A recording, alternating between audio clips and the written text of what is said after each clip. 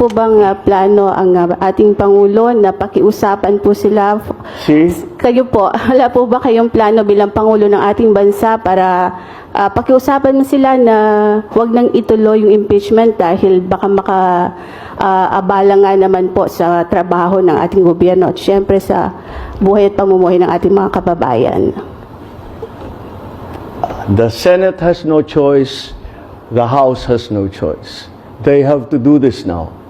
Once the impeachment complaint was filed, tumakbo na ang proseso.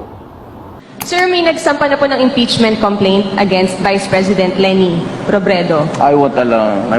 Do you think, sir, may basehan po para ma-impeach nga po siya? What are your thoughts po? Look, we just had an election. Guys, lay off. Stop it. Can do other things, but do not tinker with the structure of government. I will not countenance it. Elected yung tao. So, why do you have to sit just because he keeps on harping on me? Yeah, this is democracy. It's freedom of speech. Wala naman, there is no or there are no overt acts committed. Kakatapos lang ng eleksyon, huwag mo sirain bayan.